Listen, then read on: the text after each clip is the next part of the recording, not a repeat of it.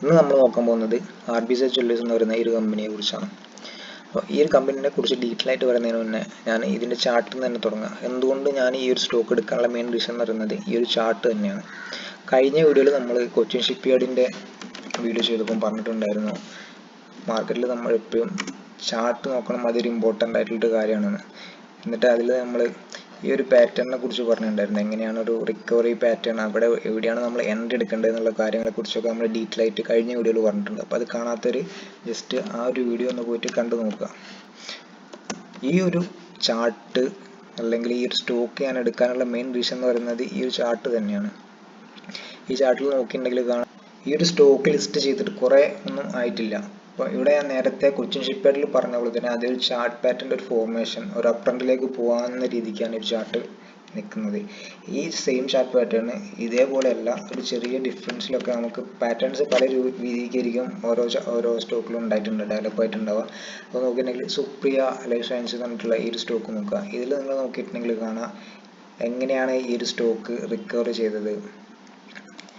താഴത്തേക്ക് കൊണ്ടിരിക്കുന്ന ഈ ഒരു സ്റ്റോക്ക് നല്ലൊരു ഡൗൺഫോൾ വന്ന് നമ്മൾ ടോപ്പ് തൊട്ടൊരു ബോട്ടം വരെ നമ്മൾ ഫിബ് പ്ലേസ് ചെയ്യുമ്പോൾ ആ ഫിബിൻ്റെ 0.56 എന്ന് പറഞ്ഞിട്ടുള്ള ഈ ഒരു ഏരിയൻ്റെ മുകളിൽ പോയപ്പോൾ പിന്നെ അവിടുന്ന് മാർക്കറ്റ് കണ്ടില്ലേ ബുള്ളിഷ് ആയിട്ട് പോയി. അപ്പോൾ അതുപോലെ തന്നെ ഇത് റിക്കവർ ചെയ്ത് വരുമ്പോൾ ഇവിടെ ഉണ്ടായിട്ടുള്ള ഈ ഒരു കൺസോളിഡേഷൻ റേഞ്ച് നോക്കുക. നമ്മൾ നേരത്തെ കൊച്ചിൻ ഷിപ്പ്യാർഡിൽ പറഞ്ഞ പോലെ തന്നെ അതിൻ്റെ ഫ്യൂച്ചറിലേക്ക് ഈ ചാർട്ട് എങ്ങനെ പെർഫോം ചെയ്യാമെന്ന് നമ്മൾ അവിടെ പറഞ്ഞിട്ടുണ്ടായി. അപ്പോൾ അതേപോലെ തന്നെ ഡൗൺ ട്രെൻഡ്, അവിടുന്ന് റെക്കഗ്നേഷൻ, അവിടുന്ന് ആ ബേസിനെ ബ്രേക്ക് ഔട്ട് ചെയ്ത് റീടെസ്റ്റ് ചെയ്ത് കണ്ടിന്യൂസ്ലി ഇങ്ങനെ 0.56 ഏരിയ തന്നെ അവിടുന്ന് ബ്രേക്ക് ചെയ്തപ്പോൾ നല്ലൊരു മൂവ്മെൻറ്റ്സ് കിട്ടി. അപ്പോൾ ഇതേപോലെ തന്നെ അമി ഓർഗാനിക് എന്ന് പറഞ്ഞിട്ടുള്ള ഒരു ചാർട്ട് നോക്കുക. ഓരോന്നിലും ഡിഫറെൻ്റ് ആയിരിക്കും ചാർട്ട് പാറ്റേൺസിൻ്റെ നമ്മൾ നോക്കുമ്പം കാണുന്നുണ്ടാവുക. ഇപ്പോൾ ഇതിൽ നോക്കിയിട്ടുണ്ടെങ്കിൽ ഇതുപോലെ തന്നെ ഒരു റൗണ്ട് റിക്കവറി ആയിട്ടുള്ള ഒരു പാറ്റേൺ ആണ്. നിങ്ങൾ നോക്കുമ്പോൾ ഇവിടെ തന്നെ മനസ്സിലാവും. അപ്പോൾ ഇവിടെ ഇതിൻ്റെ ഇടയ്ക്കൊക്കെ ഞാൻ ജസ്റ്റ് ഇതിൻ്റെ അക്യുമുലേഷൻ ഏരിയയും ഇതിൻ്റെ ഒരു കപ്പ് ആൻഡ് ഹാൻഡിൽ എന്നുള്ള ഒരു ഫോർമേഷൻ, അതിൻ്റെ ബ്രേക്ക് ഔട്ട്, അവിടുന്ന് ബോട്ടത്തിൽ നിന്ന് എടുത്തപ്പോൾ ഒരു 100% ടാർഗറ്റ് അച്ചീവ് ചെയ്തിട്ടുള്ള ഒരു ചാർട്ടാണ് ഇപ്പോൾ ഇത്. അപ്പം അതേപോലെ തന്നെ RBZ Jewellersൽ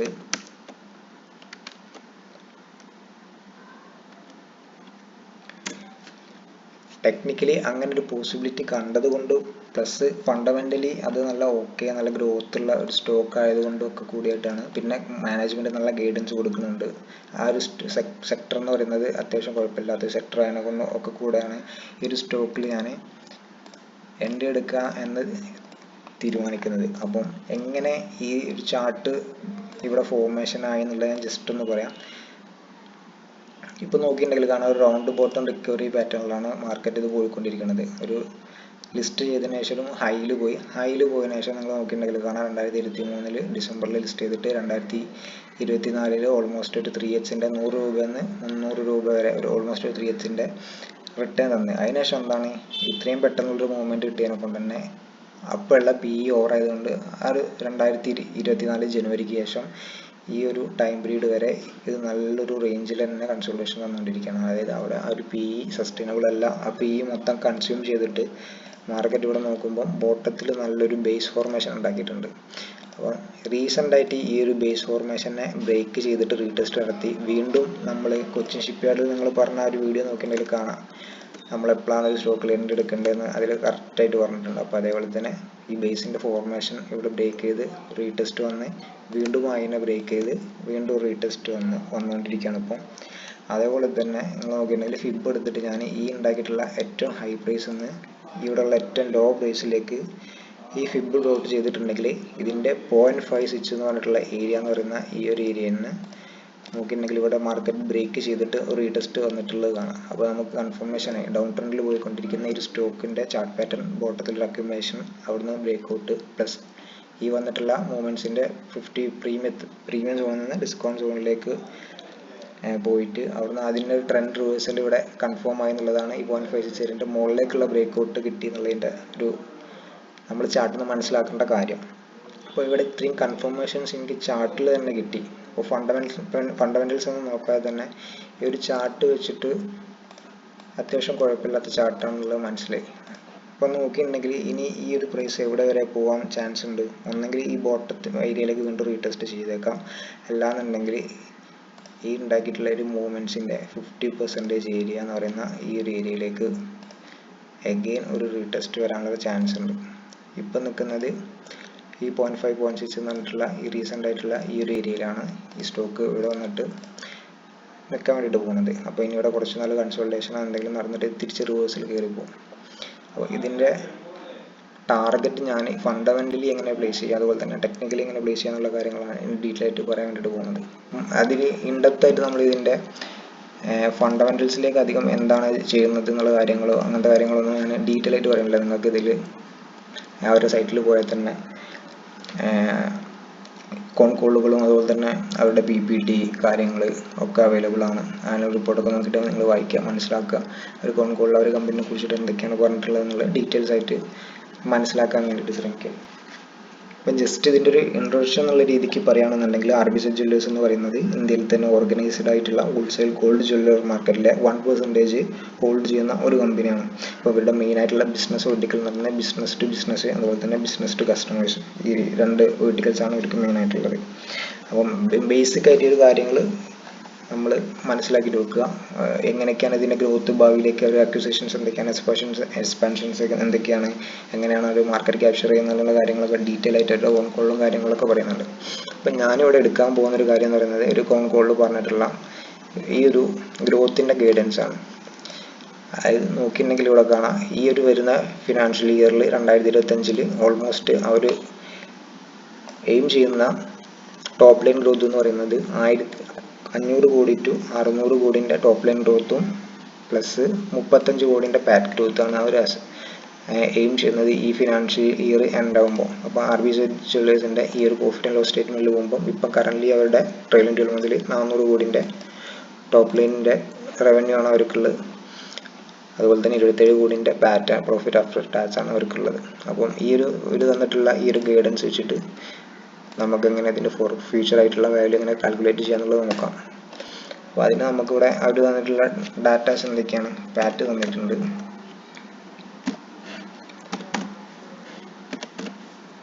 അതേപോലെ തന്നെ റവന്യൂവിലുള്ള ഗ്രോത്ത് തന്നിട്ടുണ്ട്.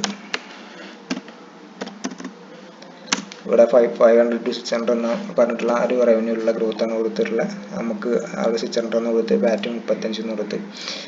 അതുപോലെ തന്നെ ഇനി ബേസിക് ആയിട്ടുള്ള കുറച്ച് ഡാറ്റാസ് നമുക്ക് ഇതിൽ നിന്ന് എടുക്കാൻ വേണ്ടിയിട്ട് പോവാം. അപ്പോൾ ഇപ്പോഴുള്ള കറൻറ്റിലുള്ള P എന്ന് പറയുന്നത് 26.1 ആണ്.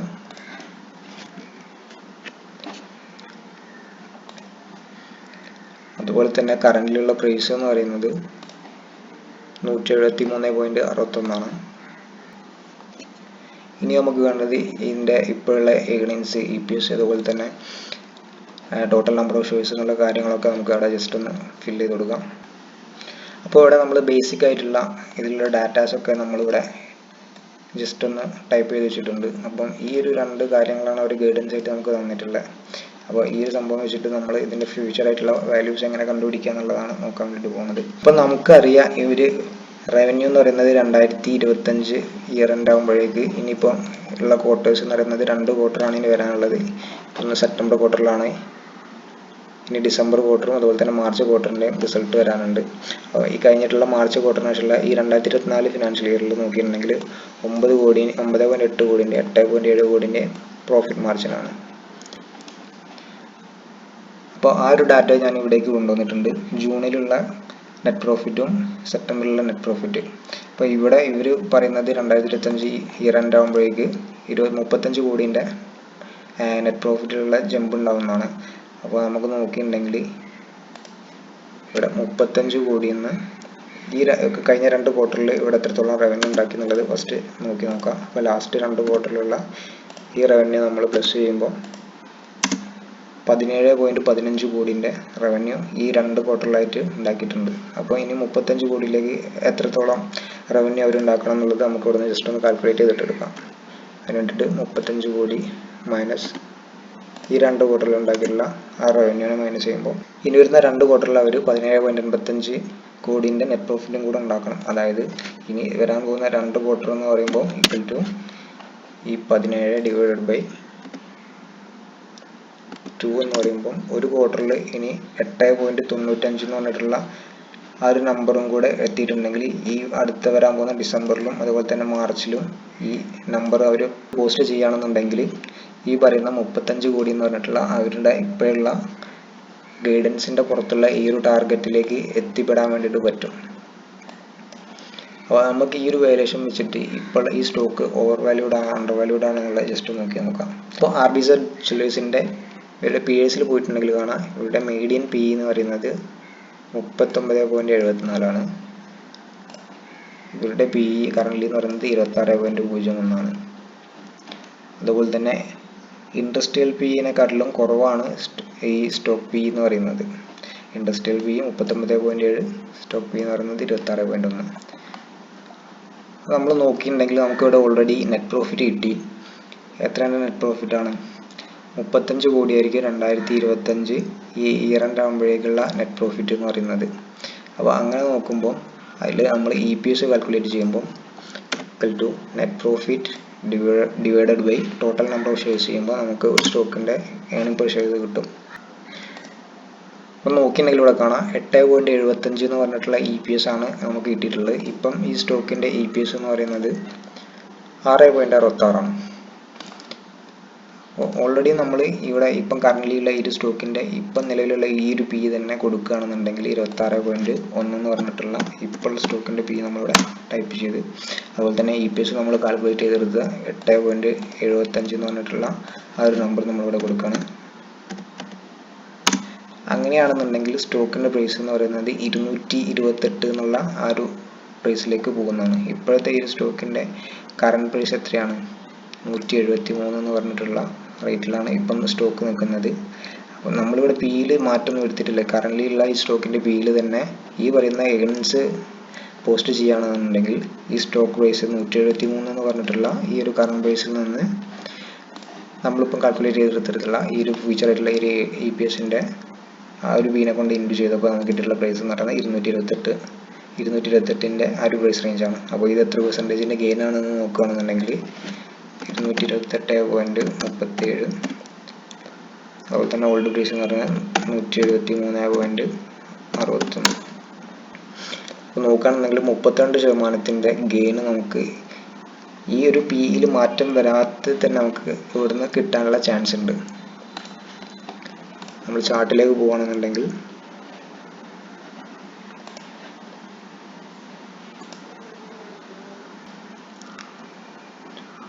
ഈ പറയുന്ന ഈ ഒരു ഗെയിന് 32%ൻ്റെ ഈ ഒരു ഗെയിന് ഈ നമ്മളിപ്പം കാൽക്കുലേറ്റ് ചെയ്തെടുക്കുന്ന ഈ ഒരു ലെവലിൽ നിന്ന് എത്താനുള്ള ചാൻസ് ഉണ്ട് PEയിൽ മാറ്റങ്ങളൊന്നും വരാതെ നിൽക്കുകയാണെന്നുണ്ടെങ്കിൽ. അപ്പോൾ നമ്മളിവിടെ പോയിട്ട് നോക്കുക, ഈ RBZൻ്റെ മീഡിയൻ PAസായിട്ട് കമ്പയർ ചെയ്യുമ്പോൾ നമ്മൾ നേരത്തെ കണ്ടതാണ് ഈ ഒരു ഇപ്പോഴുള്ള ഈ PEനെക്കാട്ടിലും 26.1നെക്കാട്ടിലും കൂടുതലാണ് ഇതിൻ്റെ ഇൻഡസ്ട്രിയൽ PE എന്ന് പറയുന്നത്. അപ്പോൾ നമ്മൾ ജസ്റ്റ് ഇതിൻ്റെ ഇൻഡസ്ട്രിയൽ PE ആയിട്ടുള്ള 39.7 എന്ന് പറഞ്ഞിട്ടുള്ള ആ ഒരു നമ്പർ കൊടുക്കുകയാണെന്നുണ്ടെങ്കിൽ ഇവിടെ നമ്മൾ PE ഇപ്പം നിലവിലുള്ള PE മാറ്റി 39.7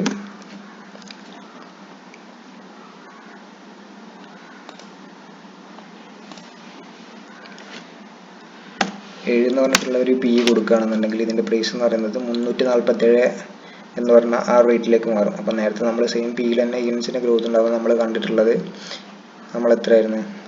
നമ്മൾ ഫസ്റ്റ് ടാർഗറ്റ് എന്ന് പറയുന്നത് ഇവിടെ നമ്മൾ കാൽക്കുലേറ്റ് ചെയ്ത് വെച്ചിട്ടുള്ള 228 എന്ന് പറയുന്ന ആ ഒരു പ്രൈസായിരുന്നു. ഇനി നമ്മൾ സെക്കൻഡ് ടാർഗറ്റ് എന്ന് പറയുന്നത് ഇപ്പം നമ്മളിവിടെ കാൽക്കുലേറ്റ് ചെയ്ത് വെച്ചിട്ടുള്ള മീഡിയം PE ആയിട്ടുള്ള PAസിൻ്റെ ആ ഒരു PE എടുത്തിട്ടുണ്ടെങ്കിൽ 347 എന്ന് പറഞ്ഞിട്ടുള്ള ആ ഒരു നമ്പറിലേക്ക് എത്തും. ഇവിടെ PAസിൻ്റെ മീഡിയം PE ആണ് നമ്മൾ എടുത്തിട്ടുള്ളത്. അതുപോലെ തന്നെ മുകളിൽ എടുത്തിട്ടുള്ള ആ ഒരു ഫസ്റ്റ് ടാർഗറ്റ് എന്ന് പറയുന്നത് സെയിം PE, ഇപ്പോൾ എത്രയാണോ മാർക്കറ്റ് കൊടുക്കുന്നത് സെയിം PE.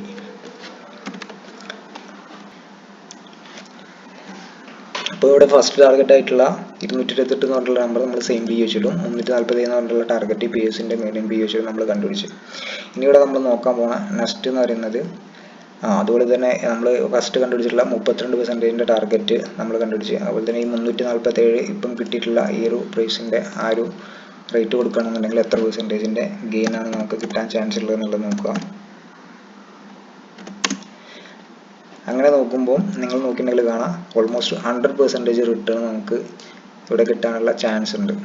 നമ്മളെ സെക്കൻഡ് ടാർഗറ്റ് ആയിട്ടുള്ള ആ 347 എന്നുള്ള നമ്പറിലേക്ക് എത്താണ്ടെങ്കിൽ ഓൾമോസ്റ്റ് 100% റിട്ടേൺ നമുക്ക് ഇവിടെ കിട്ടി. ഇപ്പോൾ നമ്മുടെ ഫസ്റ്റ് ടാർഗറ്റ് നമ്മൾ എത്രയാണ് 32%.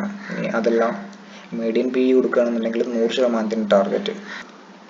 ഇനി അടുത്ത് നമ്മൾ നോക്കാൻ പോകുന്നത് ഇതിൻ്റെ ബോട്ടം ലൈനിലുള്ള ഗ്രോത്തിൻ്റെ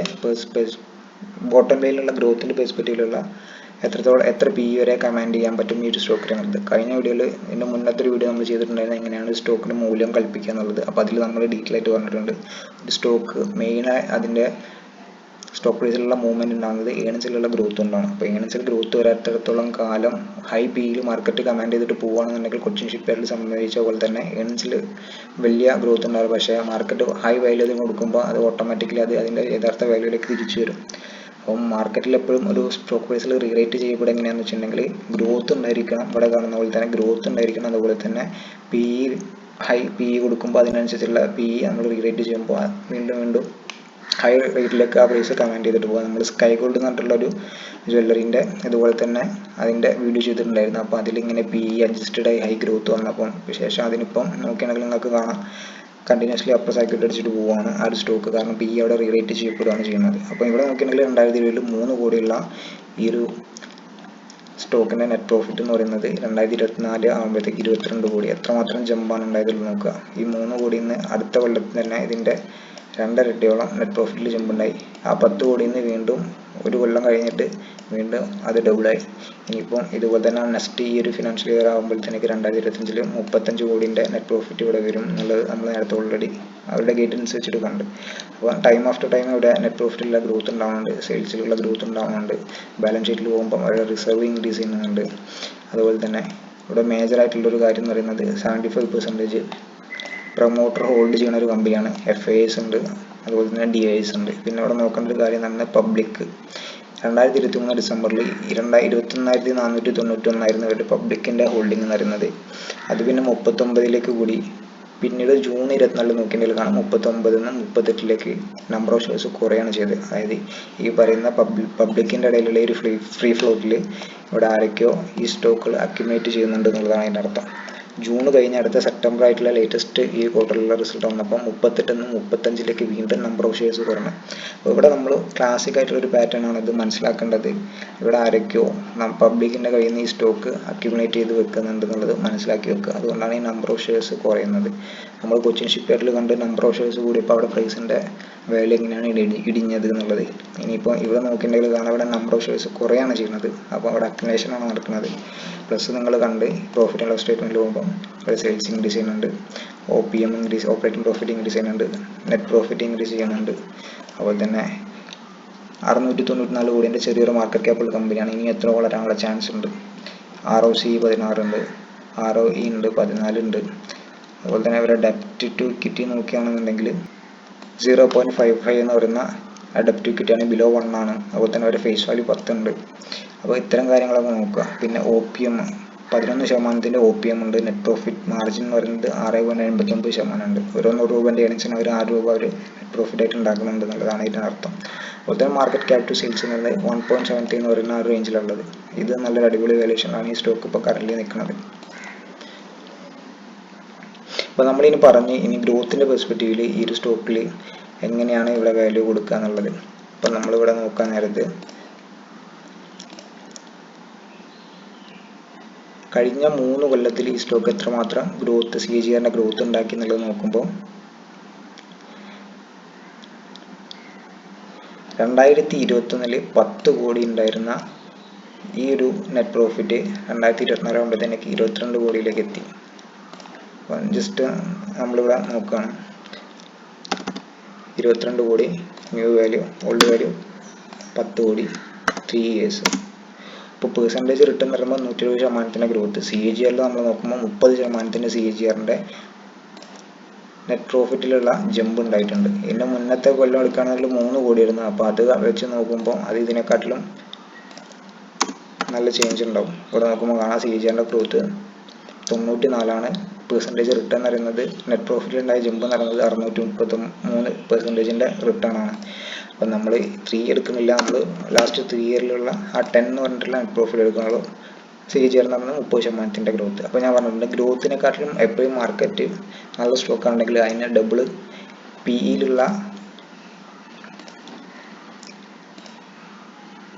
PE കൊടുക്കാൻ വേണ്ടിയിട്ട് മാർക്കറ്റ് എപ്പോഴും ശ്രമിക്കും. അപ്പം അങ്ങനെയാണ് PE റീറേറ്റ് ചെയ്യപ്പെടുക. ഇപ്പം നോക്കിയിട്ടുണ്ടെങ്കിൽ ഇതിൻ്റെ PE എന്ന് പറയുന്നത് 27, നമ്മൾ നേരത്തെ നോക്കിയ പോലെ തന്നെ 26.1 അപ്പം 10 ഇയറിലെയും 5 ഇയറിലൊക്കെ ഇതിന് PE നോക്കുമ്പോൾ 20 കാണുന്നത്. കാരണം ഇത് ലിസ്റ്റ് ചെയ്തിട്ട് അധികം സമയമായിട്ടില്ല, മാർക്കറ്റ് ഇതിന് വാല്യൂഷൻ കൊടുക്കാൻ ആളുകളിൽ എത്തിപ്പെടാനുള്ള സമയമായിട്ടില്ല എന്ന് തോന്നുന്നു.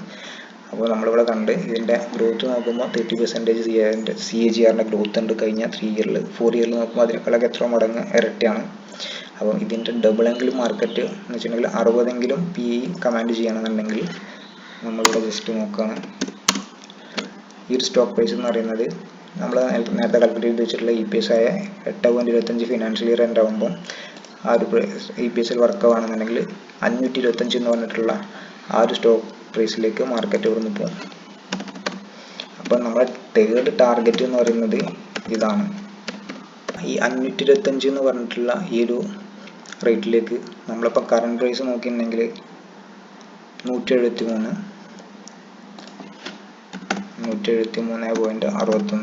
ഇപ്പോൾ നമുക്ക് കിട്ടിയിട്ടുള്ള ലേറ്റസ്റ്റ് ആയിട്ടുള്ള വാല്യൂ എന്ന് പറയുന്നത് 525. അപ്പോൾ ഇവിടെ നോക്കിയിട്ടുണ്ടെങ്കിൽ കാണാം 202% അപ്രിസിയേഷൻ ഈ പറയുന്ന കറണ്ട് ലെവലായിട്ടുള്ള 173 എന്ന് പറയുന്ന റേറ്റിൽ നിന്ന് ഈ തേർഡ് ടാർഗറ്റിലേക്ക് എത്തിയിട്ടുണ്ടെങ്കിൽ 202% റിട്ടേൺ നമുക്ക് സ്റ്റോക്ക് പ്രൈസിൽ കാണാൻ വേണ്ടിയിട്ട് പറ്റും. അപ്പം ഞാൻ ജസ്റ്റ് ഇവിടെ ചാർട്ടിൽ അതും കൂടെ ഒന്ന് മെൻഷൻ ചെയ്ത് വെക്കുകയാണ്. അപ്പം നമ്മളിവിടെ നോക്കിയിട്ടുണ്ടെങ്കിൽ ഇതിൽ 3 ടാർഗറ്റുകൾ നമ്മളിപ്പം ഫണ്ടമെൻ്റൽ വാല്യൂസ് വെച്ചിട്ട് ഇതിൻ്റെ PE റീറേറ്റ് ചെയ്യപ്പെടുകയാണെന്നുണ്ടെങ്കിൽ ഇതിന് ഫെയർ വാല്യൂ ആണോ അല്ല എന്നുള്ള കാര്യങ്ങളൊക്കെ നോക്കിയിട്ട് നമ്മൾ കണ്ടുപിടിച്ചിട്ട് first 32%, second 100% growth, third 200% growth. അപ്പോൾ നമ്മൾ ഇത്രയും കാര്യങ്ങൾ കണ്ടുപിടിച്ച് ഇനി ഇതിൻ്റെ ടെക്നിക്കൽ ടാർഗറ്റ് എന്ന് പറഞ്ഞിട്ട് ഉള്ള ഈ ഒരു ടാർഗറ്റ് നോക്കുകയാണെന്നുണ്ടെങ്കിൽ ഇവിടെ ഈ പറയുന്ന ഈ റൗണ്ട് ബോട്ടം ഒരു കപ്പ് അതിൻ്റെ ഒരു ഹാൻഡിൽ ഇവിടെ ഫോർമേഷൻ വരികയാണെന്നുണ്ടെങ്കിൽ നമ്മൾ കപ്പ് ആൻഡ് ഹാൻഡിലിൻ്റെ ടെക്നിക്കൽ ടാർഗറ്റ് എങ്ങനെയാണ് എടുക്കുക എന്ന് പറഞ്ഞിട്ടുണ്ടെങ്കിൽ ഈ കപ്പിൻ്റെ ബോട്ടം തൊട്ട് ഇതിൻ്റെ ടോപ്പ് വരെ നമ്മൾ ഇത് പ്ലേസ് ചെയ്യുകയാണെന്നുണ്ടെങ്കിൽ ഇവിടെ നോക്കിയിട്ടുണ്ടെങ്കിൽ കാണാം ഈ പറയുന്നൊരു ലെവലിലേക്ക് ഇത് എത്താനുള്ള ചാൻസ് ഉണ്ട്. അതായത് ഇപ്പോൾ ഉള്ള കറണ്ട് പ്രൈസ് ആയിട്ടുള്ള ഈ ലെവലിൽ നിന്ന്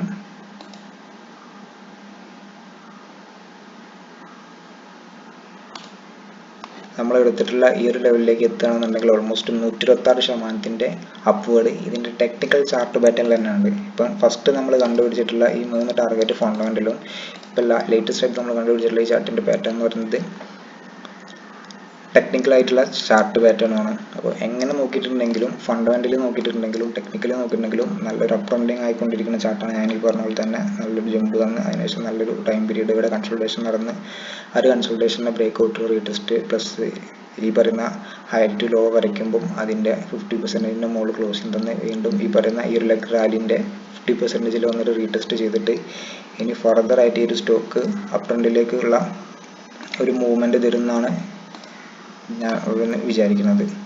ഒറ്റയടിക്ക് ഇതുപോലെ മൂവ്മെൻറ്റ്സ് ഒന്നും അല്ല തരിക, അങ്ങനെ കണ്ടിന്യൂസ് ആയിട്ട് റീടെസ്റ്റ് പാറ്റേൺ ഒക്കെ എടുത്തിട്ടായിരിക്കും ഇത് പോയിട്ടുണ്ടാവുക. അതുപോലെ തന്നെ ഇതിലൊരു കാര്യം ശ്രദ്ധിക്കേണ്ടതെന്ന് വെച്ചിട്ടുണ്ടെങ്കിൽ ഇത് 600 കോടിൻ്റെ ഒരു മാർക്കറ്റ് ക്യാപ്പുള്ള ഒരു കമ്പനി ആയതുകൊണ്ട് തന്നെ ഈ പറയുന്ന സ്റ്റോക്കുകൾ അധികം ലിക്വിഡിറ്റി കുറവായിരിക്കും. ഇങ്ങനെയുള്ള ഹൈ ഗ്രോത്തുള്ള സ്റ്റാർട്ടിങ് സ്റ്റേജിലുള്ള സ്റ്റോക്കുകൾക്ക് ലിക്വിഡിറ്റി കുറവായിരിക്കും. അപ്പോൾ അതുകൊണ്ട് നമ്മളിവിടെ അപ്പർ സർക്യൂട്ടും കണ്ടിന്യൂസ്ലി നോക്കിയിട്ടുണ്ടെങ്കിൽ അപ്പർ സർക്യൂട്ട് ലോവർ സർക്യൂട്ടൊക്കെ അടിച്ചിട്ട് അതുപോലെ തന്നെ നിങ്ങൾ ഓർഡേഴ്സ് എടുക്കാൻ നോക്കുമ്പോൾ ഇത് GSM സ്റ്റേജ് 2 സ്റ്റേജ് 1 അല്ലെങ്കിൽ PSE അങ്ങനെയുള്ള കാറ്റഗറിയിലൊക്കെ ആയിരിക്കും കിടപ്പുണ്ടാവുക. അപ്പം ആ ഒരു കാര്യം ഓർമ്മിച്ച് വെക്കുക. അപ്പോൾ ആ ഒരു റിസ്ക് ഇതിലുണ്ട്. അപ്പോൾ ആരും ഇത് റിസ്ക് ആണോ എന്ന് ചോദിച്ചിട്ടുണ്ടെങ്കിൽ നേരത്തെ കാണിച്ച പോലെ തന്നെ നമ്മൾ എത്ര വലിയ മാർക്കറ്റ് ക്യാപ്പുള്ള കമ്പനി എടുത്തിട്ടുണ്ടെങ്കിൽ അതിലൊക്കെ റിസ്ക് ഉണ്ട്. അത് 50-90% താഴേക്ക് വന്നിട്ടുള്ള എത്ര കമ്പനികളുണ്ട്. അപ്പോൾ ഇങ്ങനെയുള്ള ഈ കാറ്റഗറിയിലേക്ക് ഇടുന്നത് എന്തിനാണെന്ന് വെച്ചിട്ടുണ്ടെങ്കിൽ ഇൻവെസ്റ്റേഴ്സിനെ പ്രൊട്ടക്ട് ചെയ്യാണെന്നാണ് സെബി പറയുന്നത്. പക്ഷേ ആക്ച്വലി അവിടെ ഇൻവെസ്റ്റേഴ്സിന് പൈസ ഉണ്ടാക്കാതിരിക്കാനുള്ള ഒരു ടൂളായിട്ടാണ് എനിക്ക് തോന്നിയിട്ടുള്ളത്. അപ്പം ഈ ഒരു കാറ്റഗറിയിൽ നിന്ന് ഔട്ട് ആകുമ്പോൾ ഇവിടെ ലിക്വിഡിറ്റി വരുമ്പോൾ ആ ഒരു സമയത്ത് നമുക്കിവിടെ എൻട്രികൾ പ്ലേസ് ചെയ്യാൻ വേണ്ടിയിട്ട് പറ്റും. അപ്പം ഞാൻ ഈ പറഞ്ഞെന്നുള്ള രീതിക്ക് ഇതിൻ്റെ അനാലിസിസ് നിങ്ങൾ കൂടെ നോക്കിയിട്ട് നിങ്ങൾക്ക് ഓക്കെ ആണെന്നുണ്ടെങ്കിൽ മാത്രം ഒരു ഫിനാൻഷ്യൽ ഡിസിഷൻ എടുക്കുക. അതുപോലെ തന്നെ നമ്മൾ ടോട്ടൽ ക്യാപിറ്റലിൻ്റെ 10% കൂടുതൽ നിങ്ങൾ ഒരിക്കലും ഒരു സ്റ്റോക്കിൽ ഡിപ്ലോയ് ചെയ്യാണ്ട് പാടില്ല. അപ്പം ഞാൻ പറഞ്ഞതെന്നുള്ള കാരണം കൊണ്ട് മാത്രം ചെയ്യാണ്ടിരിക്കുക. ഇതിനെക്കുറിച്ച് കൂടുതൽ സ്റ്റഡി ചെയ്യുക, മനസ്സിലാക്കുക. ഇപ്പം നമ്മൾ കറൻ്റ്ലി 3 ടാർഗറ്റാണ് ഇതിനെ കണ്ടുപിടിച്ചിട്ടുള്ളത്. ഈ 3 ടാർഗറ്റ് കൂടാതെ തന്നെ 2027 ഈ ഒരു കമ്പനി പറഞ്ഞിട്ടുള്ള ഒരു ഗൈഡൻസ് ഉണ്ട്. 2027 ഇവർ അറ്റ്ലീസ്റ്റ് 1000 കോടിൻ്റെ ടോപ്പ് ലൈൻ ഗ്രോത്ത് ഉണ്ടാക്കുമെന്ന് പറഞ്ഞിട്ടുണ്ട്. അപ്പം ആ ഒരു കമൻസ് വെച്ചിട്ട് നമുക്ക് ആ ഒരു ടാർഗറ്റും കൂടെ അച്ചീവ് ചെയ്യുകയാണെന്നുണ്ടെങ്കിൽ ഈ സ്റ്റോക്ക് പ്രൈസ് എത്രയിലേക്ക് എത്തും എന്നുള്ളത് നോക്കാം. അപ്പോൾ അത് കണ്ടുപിടിക്കാൻ വേണ്ടിയിട്ട് നമ്മൾ പ്രോഫിറ്റ് ആൻഡ് ലോസ് സ്റ്റേറ്റ്മെൻറ്റിൽ പോകുമ്പോൾ ഇവരുടെ നെറ്റ് പ്രോഫിറ്റ് മാർജിൻ എത്രയാണെന്ന് കണ്ടുപിടിക്കണം. നമുക്കിവിടെ റവന്യൂയുടെ ഗൈഡൻസ് മാത്രമേ തന്നിട്ടുള്ളൂ. അപ്പം നോക്കുകയാണെന്നുണ്ടെങ്കിൽ 401 ഇവരുടെ സെയിൽസ് എന്ന് പറയുന്നത്, 27 ഇവിടെ നെറ്റ് പ്രോഫിറ്റ് എന്ന് പറയുന്നത്. അങ്ങനെ നോക്കുമ്പോൾ 27/401 പെർസെൻറ്റേജ് നോക്കുകയാണെന്നുണ്ടെങ്കിൽ 27/401 പെർസെൻറ്റേജ് നമ്മളവിടെ കണ്ടുപിടിക്കാൻ നോക്കുമ്പോൾ 6.7% നെറ്റ് പ്രോഫിറ്റിൻ്റെ മാർജിനാണ് ഇവിടെ നമുക്ക് കാണാൻ വേണ്ടിയിട്ട് പറ്റിയിട്ടുള്ളത്. അപ്പോൾ 2027 ആ ഒരു 4th ടാർഗറ്റ് നമ്മളിവിടെ നോക്കുമ്പോൾ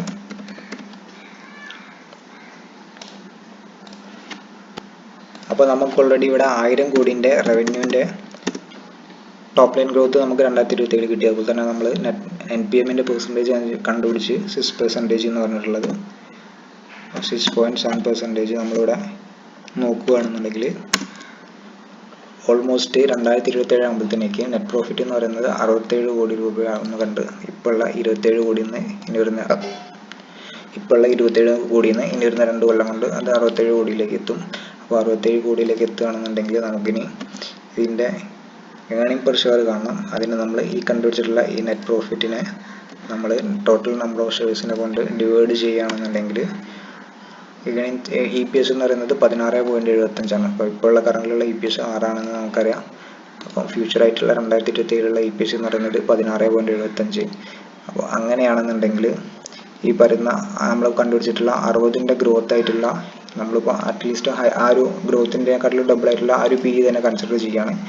ഇപ്പോൾ നമ്മളിവിടെ കണ്ടുപിടിച്ചിട്ടുള്ള ആ ഒരു EPS നമ്മളിവിടെ കൊടുക്കുകയാണെന്നുണ്ടെങ്കിൽ 16.75 എന്ന് പറയുന്ന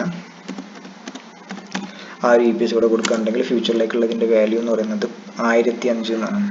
അപ്പോൾ നമ്മൾ കണ്ട് ഇപ്പോഴുള്ള ഈ സ്റ്റോക്കിൻ്റെ പ്രൈസ് എന്ന് പറയുന്ന 173 1005 ഈ 60ൻ്റെ PE കമാൻഡ് ചെയ്യുകയാണെന്നുണ്ടെങ്കിൽ എത്തിപ്പെടാനുള്ള ചാൻസ് ഉണ്ട്. ഇത് ഹൈ PEയിൽ കൺസിഡർ ചെയ്യുകയാണെന്നുണ്ടെങ്കിലാണ്. ഇനി പറഞ്ഞ പോലെ തന്നെ ഇപ്പോഴുള്ള 26.1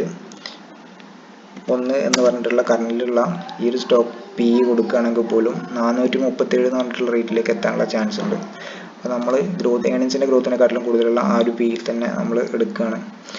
കാരണം അത്രയും ഹൈ പൊട്ടൻഷ്യലാണ് ഈ സ്റ്റോക്ക് ബോട്ടം ലൈൻ ഗ്രോ ചെയ്യുന്നത്. അപ്പോൾ നല്ല രീതിക്ക് ഇനിയും ഭാവിയിൽ ഇത് പെർഫോം ചെയ്യുമെന്ന് നമുക്ക് വിചാരിക്കാൻ വേണ്ടിയിട്ട് പറ്റും.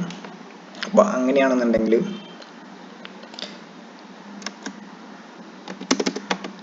ഇവിടെ നമ്മൾ ന്യൂ വാല്യൂട്ടുള്ള 1005 കൊടുക്കുമ്പോൾ ഓൾമോസ്റ്റ് 4.7Hൻ്റെ റിട്ടേൺ 479% റിട്ടേൺ നമുക്ക് ഇവിടെ 4th ടാർഗറ്റ് ആയിട്ട് ഇവിടെ നമുക്ക് കിട്ടും. ഈ 1005ൻ്റെ സ്റ്റോക്ക് പ്രൈസിലേക്ക് സ്റ്റോക്ക് എത്തുകയാണെന്നുണ്ടെങ്കിൽ 173 എത്തുകയാണെന്നുണ്ടെങ്കിൽ ഈ പറയുന്ന 4.7Hൻ്റെ റിട്ടേൺ നമുക്ക് കിട്ടാനുള്ള സാധ്യതകളുണ്ട് ഈ ഒരു സ്റ്റോക്കിൽ. അപ്പോൾ ഇവിടെ നോക്കിയിട്ടുണ്ടെങ്കിൽ നമ്മൾ കണ്ടുപിടിച്ച ഇത്രയും ടാർഗറ്റുകൾ നിങ്ങൾ നോക്കുക. നമുക്ക് എങ്ങനെയാണ് ഒരു സ്റ്റോക്കിൽ എൻട്രി എടുക്കുമ്പോൾ അതിലൊരു വിഷൻ വേണ്ടതെന്നുള്ളതിൻ്റെ ഒരു കറക്റ്റ് ഒരു എക്സാമ്പിളാണിത്. നമുക്ക് സ്വിങ് ആണോ, ലോങ് ആണോ, അല്ലെങ്കിൽ അൾട്രാ ലോങ് ആണോ, നമ്മൾ ഏത് പീരീഡിലാണ് നമ്മൾ കൺസിഡർ ചെയ്യേണ്ടതെന്നുള്ളത് നമ്മൾ തന്നെ ആലോചിക്കുക. അതുപോലെ തന്നെ ഈ ഒരു സ്റ്റോക്കിൻ്റെ കാര്യം നോക്കുകയാണെന്നുണ്ടെങ്കിൽ ഇത് ലിസ്റ്റായിട്ട് നിങ്ങളിവിടെ നോക്കുക. ജസ്റ്റ് ഇതിൻ്റെ ഓൾ ടൈം ഹൈ എന്ന് പറയുന്നത് 255 ഓൾ ടൈം ലോ എന്ന് പറയുന്നത് 95 ആണ്.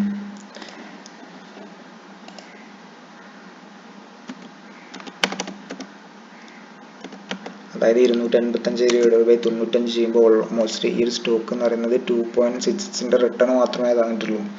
നമുക്കറിയാം പല സ്റ്റോക്കുകളും എത്ര ഇരട്ടിൻ്റെ റിട്ടേൺ ആണ് തന്നിട്ടുള്ളത് എന്നുള്ളത്. നമ്മൾ ഇന്നലെ നോക്കിയിട്ടുള്ള ഈ സ്കൈ ഗോൾഡ് എന്ന് പറഞ്ഞിട്ടുള്ള ഈ ഒരു സ്റ്റോക്ക് തന്നെ നോക്കുകയാണെന്നുണ്ടെങ്കിൽ ഇതിൻ്റെ ഓൾ ടൈം ഹൈ എന്ന് പറയുന്നത് 3961, ഓൾ ടൈം ലോ എന്ന് പറയുന്നത് 90 ആണ്.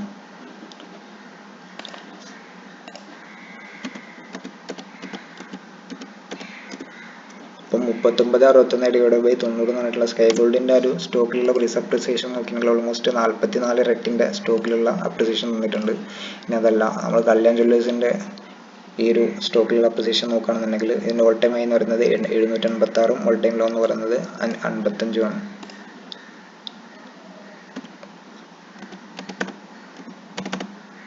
ഇപ്പോൾ ഇവിടെ 756 ഡിവൈഡ് ബൈ 55 ചെയ്യുമ്പോൾ ഓൾമോസ്റ്റ് 13x റിട്ടേൺ കല്യാൺ ജ്വല്ലേഴ്സിൽ തന്നിട്ടുണ്ട്.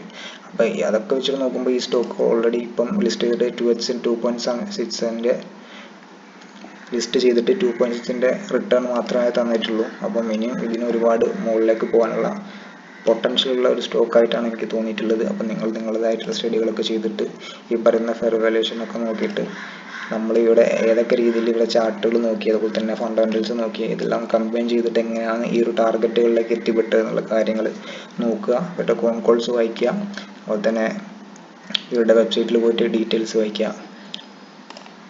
പിന്നെ അതുപോലെ തന്നെ ഇവരുടെ ആനുവൽ റിപ്പോർട്ടിലും കൂടുതലായിട്ടുള്ള ഡാറ്റാസൊക്കെ വരുമ്പോൾ അതിനെ വായിച്ചുകൊണ്ടൊക്കെ ഇരിക്കുക. പിന്നെ അവരുടെ balance sheet, profit and loss സ്റ്റേറ്റ്മെൻറ്റിലൊക്കെ പോയിട്ട് ഇതെങ്ങനെയാണ് കമ്പനി വളരുന്നത്. ഭാവിയിൽ നമ്മൾ നേരത്തെ കാണിച്ച പോലെ തന്നെ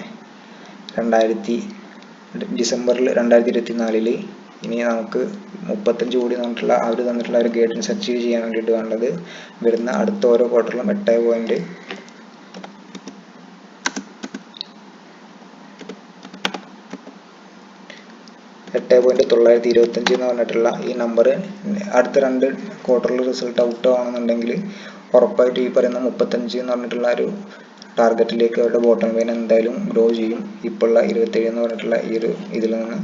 അപ്പോൾ നമ്മൾ മനസ്സിലാക്കുക എങ്ങനെയാണ് ഇവിടെ ഫോർകാസ്റ്റ് ചെയ്യുക, എന്നിട്ട് അതിനനുസരിച്ചുള്ള വാല്യൂസ് കൊടുക്കുക. അപ്പോൾ നിങ്ങൾ നോക്കുക, ഇതിനെക്കാട്ടിലും ഹൈ ഗ്രോത്തിലാണ് ഇനി വരുന്ന ക്വാർട്ടർലി റിസൾട്ട് വരുന്നുണ്ടെങ്കിൽ ഓട്ടോമാറ്റിക്കലി പി അതിനനുസരിച്ച് കൂടും. അപ്പം പ്രൈസ് അതിനനുസരിച്ച് മാർക്കറ്റ് വാല്യൂഷൻ കൊടുക്കും. ഇതുപോലെ തന്നെ ഇതിന് സമയം കൊടുക്കണം. ഒറ്റയടിക്കൊന്നും സ്റ്റോക്കും കയറി പോകത്തില്ല. അതിനതിൻ്റെതായിട്ടുള്ള സമയം എടുക്കും. ആ സമയം എടുത്തിട്ട് മാത്രമേ സ്റ്റോക്ക് പ്രൈസ് മൂവ് ആകത്തുള്ളൂ. നമ്മൾ അടുത്ത് വരാൻ പോകുന്ന 2-3 കൊല്ലത്തുള്ള ഫോർവേഡ് ആയിട്ടുള്ള കാൽക്കുലേഷൻസ് ഓൾറെഡി മാർക്കറ്റിൽ നിന്ന് എടുത്തിട്ട് ആ പ്രീമിയം തന്നെ മാർക്കറ്റിന് വാല്യൂ കൊടുത്തിട്ട് ഉണ്ടാവും. അപ്പോൾ നമ്മൾ ഈ കാര്യങ്ങളൊക്കെ ജസ്റ്റ് മനസ്സിലാക്കിയിട്ട് വെക്കുക. ഇതിനനുസരിച്ച് സ്റ്റഡി ചെയ്തിട്ട് നിങ്ങളുടേതായിട്ടുള്ള ഒരു ഡിസിഷനിൽ എത്താൻ വേണ്ടിയിട്ട് നോക്കാം.